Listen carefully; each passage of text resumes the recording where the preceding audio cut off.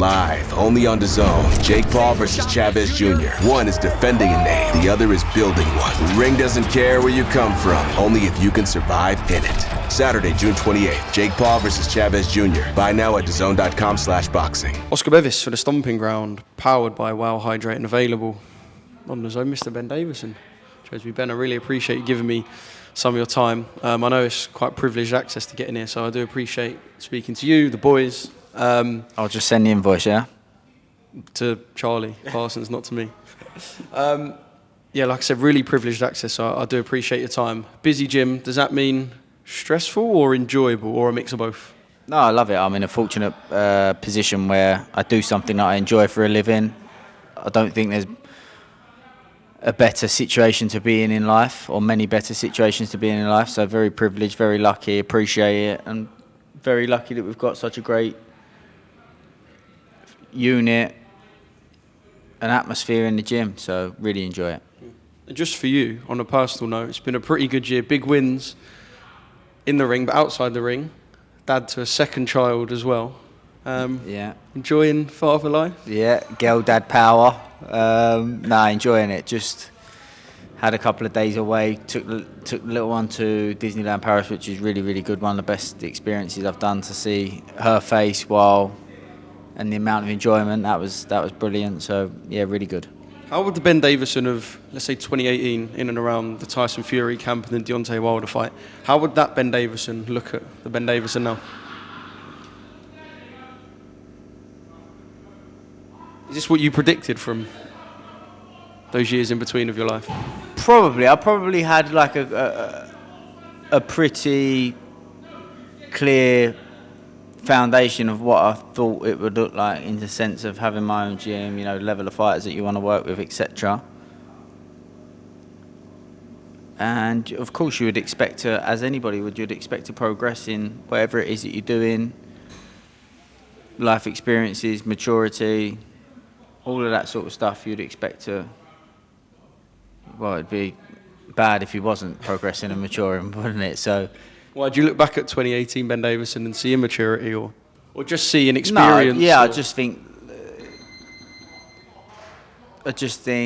it's natural, isn't it? You don't spend all the hours working and trying to progress and trying to improve yourself and go on to the boys about improving themselves if you're not trying to do the same thing there. And if you're trying to improve yourself and those things aren't happening, you're doing something wrong. So maybe I've took steps backward. I took steps forward, maybe steps backward, I don't know. But no, I had a relatively clear picture of how I thought it would look, and it was, pretty similar to how it is, to be honest. And that picture involved a sweaty Barry doing sit-ups, getting in the way of a lot of shadow boxing. Yeah, I don't think maybe that's one that wasn't in the picture.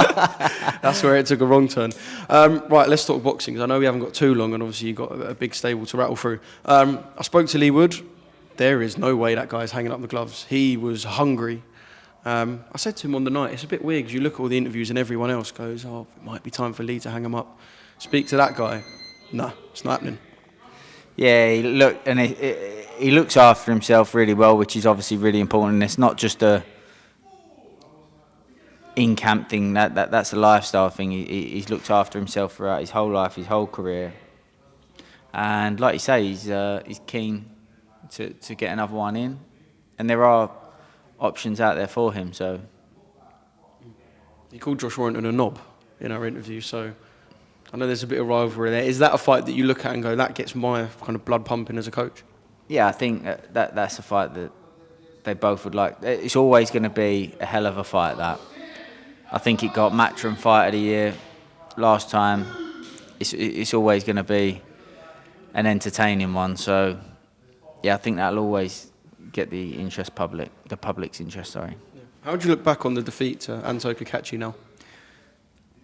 We knew it was a tough fight, tough style match-up, especially with the inactivity, not blaming that. Kachi he's on a great run. He's a really good fighter. Big super featherweight as well, with Lee moving up in weight. And just... Did anything surprise you? Not really, no. There was some situations that were working, and then the way I'd explain it, would be almost that final third. There was Lee, for whatever reason, we wasn't able to get that final piece of the puzzle. There was certain things that was happening, and it was that last little bit to get to where we wanted to be able to do the work that the most important work of what we wanted to achieve in the fight, and we wasn't able to get that done. And that's, again, it's credit to Anzo Kachi. Yeah. A lot of talk in the build-up was about, well, from Eddie Hearn and Matchroom side, was that Anzo was avoiding Sugar Nunes. I've asked Lee about this, and he said it was a good win last time. I just want to know, from kind of your eye and seeing it from that expert coach perspective, does Sugar Nunes warrant this fear factor? Do you look at him and go, cool, yeah, that's a fighter that warrants. Do you know what? I don't think Anzo Kachi looks at anybody and thinks, oh, he's fought some of the best fighters, especially in Britain, Caldina, Warrington, Lee. He's not looking at anybody and thinking, oh, I don't want to do that fight. So I don't think that's the case at all. And I think he's called for the fight a few times. I don't think it's anything that he's trying to avoid. Do you rate Sugar Nunes? Yeah, of course. Yeah, he's a handful. He's always going to be a tough test. But Anzo Kachi, he'll believe in himself, and he's riding on the crest of a wave. And it's not something, like I say, it's not something that I think he's trying to avoid. Yeah. Fabio Wardley, where does that night rank? Quality walkout, quality finish to the fight. That must be right up there for you. Yeah, do you know what? People often ask me about, what's the best experience, blah, blah, blah. They're all individual, because at the end of the day, what we do is for the boxers. So it's not like I don't sit there and go, oh, that was the best for me, or that was... It's each individual. Like, that was a massive life goal for Fabio, and he managed to achieve it. And that's what satisfies me, is to help these be able to achieve these goals that they're setting for themselves. That's what gives me the buzz. And yeah, it doesn't get any bigger than that. Hometown, Ipswich Football Club, spectacular knockout, Rocky story type fight coming from behind. Loved it. Yeah, it was the perfect kind of narrative for the homecoming. How against the plan were things going in the ring for Fabio? Not massively. Like, there's a few people that I spoke to within boxing, and a few people in the team that will back up. In fact, I've seen Fabio come out and say he said it to me. Yeah. Yeah, he was told that, we did not expect him to bank rounds at all. It wasn't going to happen. Obviously, you don't want to be losing rounds in the fashion that we was losing them, but at the same time, and that probably you want some more scenarios occurring where he was landing some bigger shots and it looked closer, or the knockout looked closer to happening than what it did through spells throughout the fight. But Justice Hooney was the last on our list in terms of stylistic matchups. With the Gerald Miller pull-out, it just so happened to be that a couple of the other names that were spoke about just wasn't going to be able to happen. Hooney was the one that was available and that could make it happen. And Fabio didn't want to let the opportunity at Portman Road to slip. So went with the Hooney opportunity. We knew that there was going to be some situations and scenarios play out where Fabio could get the knockout, and eventually found it. Yeah, I said this to Fabio in a joking way, kind of on the Monday after, where he likes getting hit. Have you seen a bit of a reluctance to perhaps put his hands up at times? Like, is it something that perhaps he likes to feel the power, knowing that, in his eyes, Hooney wasn't going to knock him out? What's that? There's a couple of times where... So, do you know hands up? Yeah, hands up is very, very... Go on, what was you going to say? I'm not an expert, but there was a couple of times where I looked and thought, that looked like a free shot because Fabio's hands were low. But obviously I'm not... Yeah, hands up is a generic... Someone gets hit, it's always because their hands weren't up. It isn't how boxing works. Antonio Margarito had his hands up. Brandon Rios had his hands up. Who else? Arthur Abraham had his hands up. They were some of the most compact fighters that got hit more than anybody. Certainly more than some of the fighters that didn't have their hands up. Hands up isn't the answer all the time. Don't get me wrong, there's time and a place to have to defend. But if you sit there with your hands up, tucked up against Justice Hooney, he'll have a field day there. Very good at putting them together. Kevin Lorraine had his hands up through the fight, and he had a tough night's work there against Justice Hooney. Sometimes you might be getting it hitting because he's able to time when you're throwing. That's not a hands-up issue, that's a timing issue. It's like playing a game of slaps. If someone can tell when you're going to throw, what you're going to do is try and stop that. You're going to try and fake them, change up your timing. Now, that's not too complicated for a game of slaps, but people consider that overcomplicating a sport that they spend every single day in the gym working at, that tens of thousands of people turn up to watch, but it's too complicated for that, but not too complicated for a game of slaps. You know, that's what frustrates me with boxing sometimes, is the lack of, the lack of details. And it's simple stuff, simple enough for a game of slaps. Same thing relates to boxing. Sometimes if you're getting hit when I'm throwing, the person's able to time when I'm throwing. Therefore, I need to disguise when I'm throwing a bit better. Simple stuff, really. But yeah, there's time. I think with Fabio, one of the situations there was, yesterday I did TalkSport and they was talking about it, and they were saying, did he get disheartened? And boxing is a performance. Lee Wiley often says this. Half the job is performing. Look, sometimes fighters, when it's a tight fight, the fighter that looks like they're more in control will win that round. And that's something that sometimes Fabio's inexperience plays out. And I don't think he's disheartened. I think his frustration, do you know what, he's got caught out there, that wasn't supposed to happen, blah, blah, blah, I've done this wrong. And it looks as though he's disheartened. But never once did he come back to the corner and, what did I get the vibe of, he's disheartened, doesn't want to be in there. He's had some tough fights, never, ever, ever have I seen that on his face, not once. And yeah, didn't lose faith, kept belief, kept trying to do the right things, and eventually found the shot. Yeah. All worked out in the end. What a brilliant finish, by the way. Moses, are you surprised that Dillian Whyte took this fight? Just considering his activity and the fact that Moses has been the complete opposite, very active of recent. Is it one you're perhaps surprised by on Dillian's part? No, I think Moses is now in a position where he's number one in WBO. He's in a great position. I think Dillian will look at that. Dillian's an experience. Whether people like these type of comments or not, Dillian is a...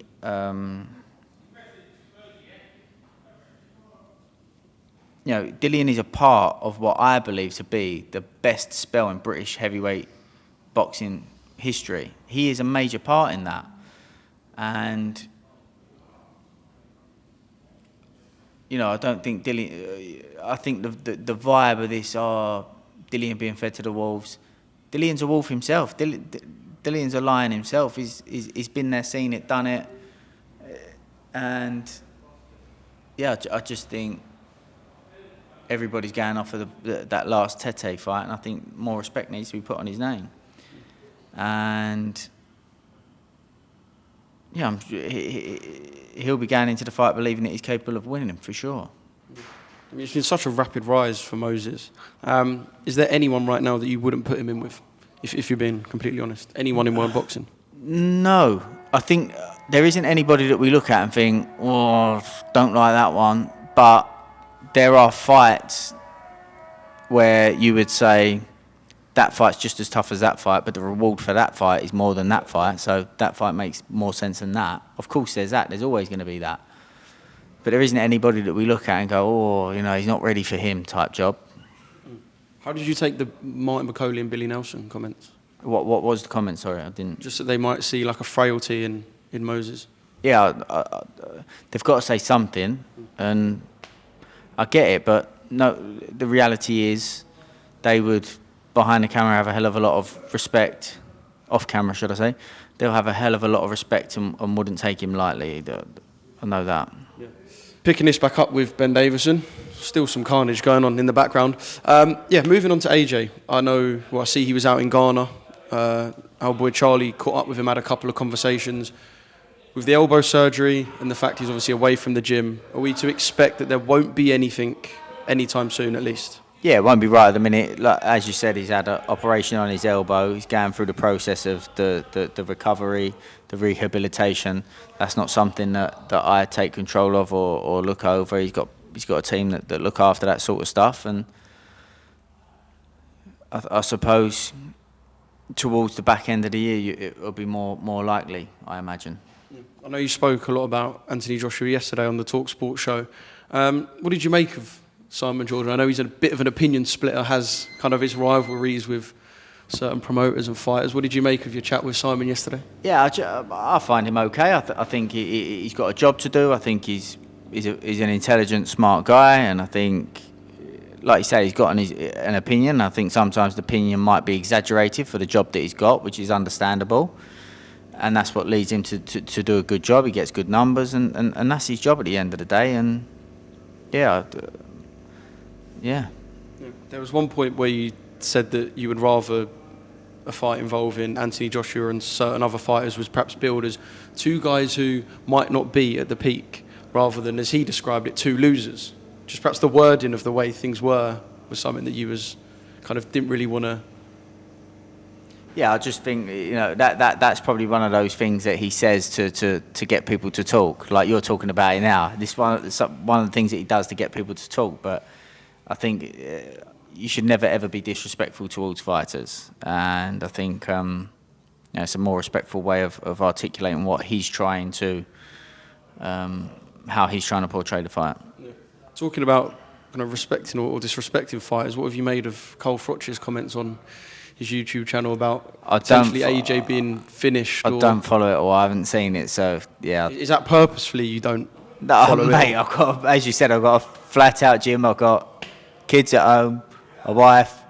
You're trying to manage it all and balance it all, and it has no impact on my life, so I don't sit there, trying to catch up on what somebody's comments is about somebody else.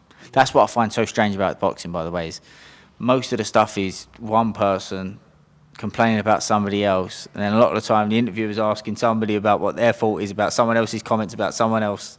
I haven't got time for that. Do you know what? It's funny you say that, because I was saying to someone the other day that a lot of my job, I've been doing this for 6 years now, a lot of my job is to ask people about things that have happened outside the ring, be it something with a purse bid, or he doesn't want this fight, or whereas it's only really post-fight that you actually analyse on these interviews what goes on in the ring. So, no, I know what you mean.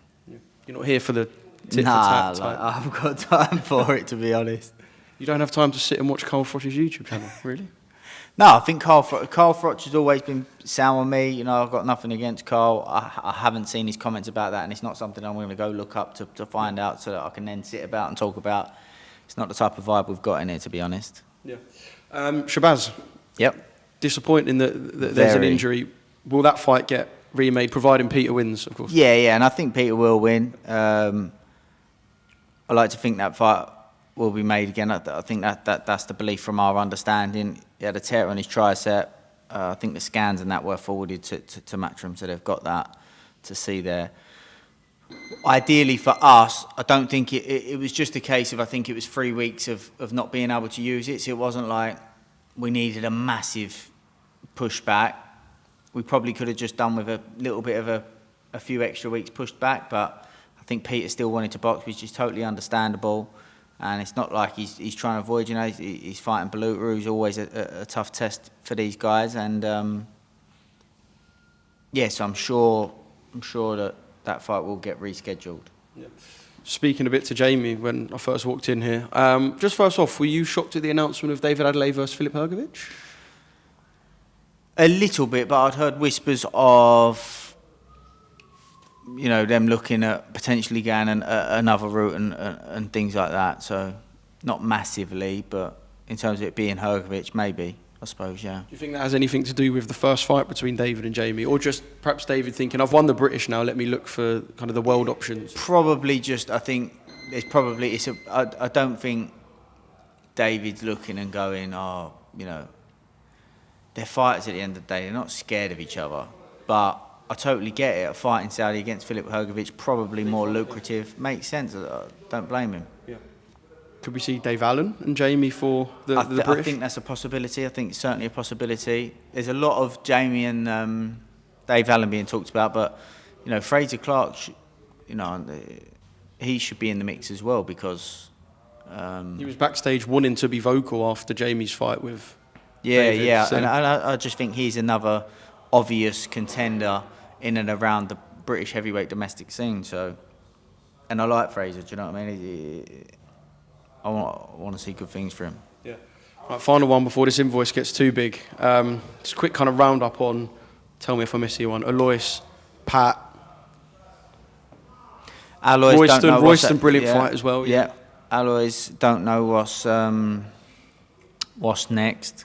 Meeting soon. Obviously, he's pushing for the Vidal fight. Vidal's vocally gone out there and said that he's wanting to do the fight, but I don't know if that is the path that they will go. So we're waiting to see there. Pat McCormack, not for me to announce, but some news coming very soon. For Pat, I think the target is, for me anyway, be something to have a discussion with Frank and Eddie about. But for me, I just think, 4 more fights, gradual step up each time. By then, he needs to be ready for a world title fight. And by his 12th fight, he should be boxing for a world title. So it's, our job to get him in a position to be able to do that within 4 fights. And, so I think it's more than doable. Live, only on DAZN, June 28th. Jake Paul versus Chavez Jr. Buy now at DAZN.com/boxing.